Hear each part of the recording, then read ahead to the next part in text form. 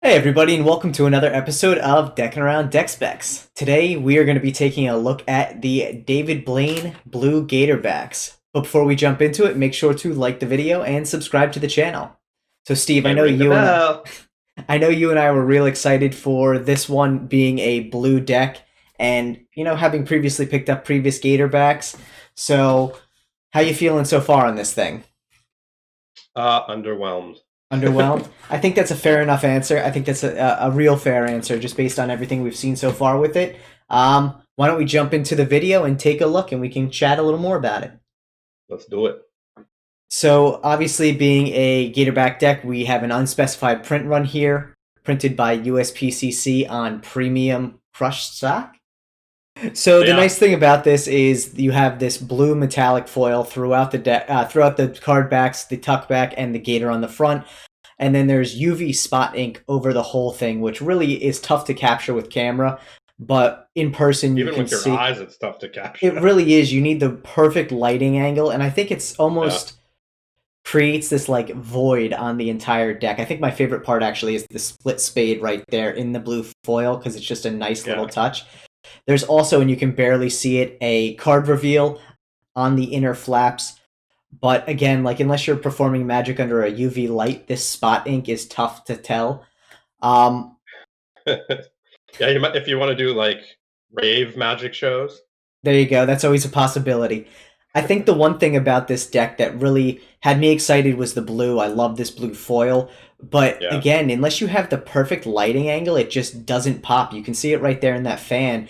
It looks almost like black and flat. There's so much lack of depth to this because of the foil. It's a bit of a shame. Uh, I agree. Relatively I dig his standard. jokers. I'm always a big fan of his jokers, and his ace of spades is kind of cool. Absolutely, and I think those are probably the best cards in the deck. The one thing I'm always curious about too is I never know who he has on the courts, and I know there are people close to him. And obviously, on the one, the King of Spades, I believe, is David Blaine himself. But if you guys happen to know who is on the other court cards, definitely drop it in the comments and let us know because we're always curious about these kind of things. Um, Yeah, I have no idea who any of them are either. and so the one thing that I found interesting about this deck too is the red on the diamonds and the hearts actually just looked a slight shade darker than the standard red.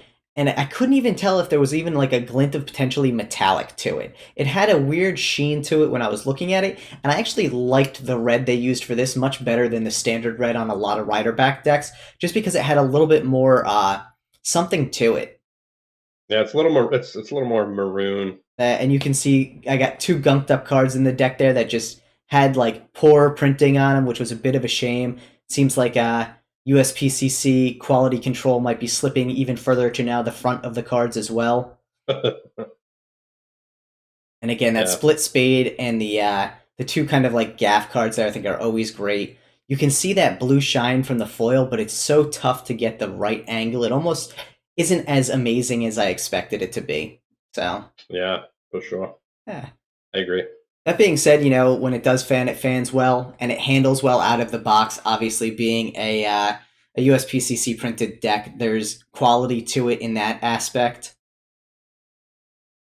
But I definitely think there was something just a little bit missing on the blue there. Like the depth for the actual artwork and everything seemed to get lost in the blue, which it didn't necessarily seem to do as much on the previous iteration in the rose gold.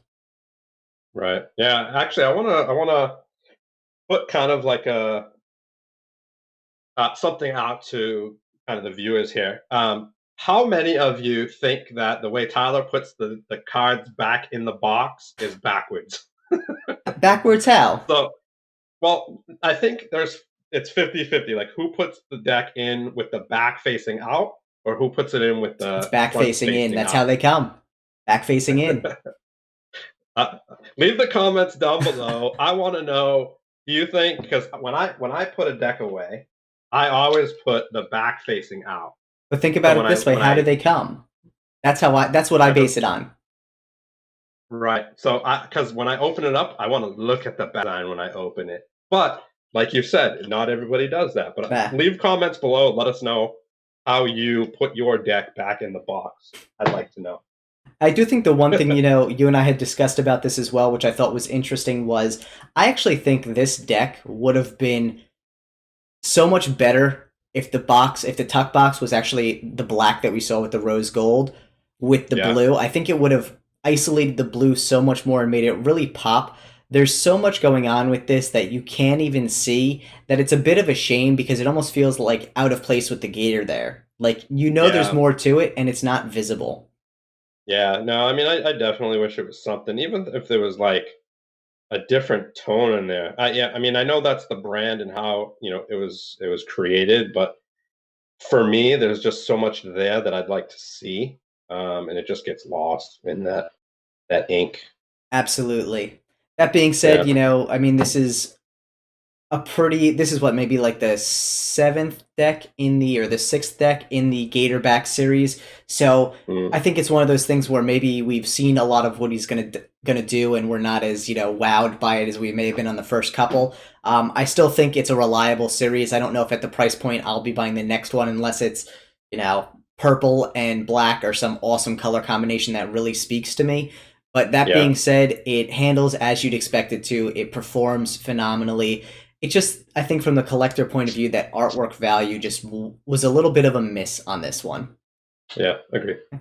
So thanks everyone for tuning in to another episode of Deckin Around Deck Specs. Make sure to like the video and subscribe to the channel if you haven't already. And we drop these videos every Tuesday and Friday, so make sure to click the bell and get notifications.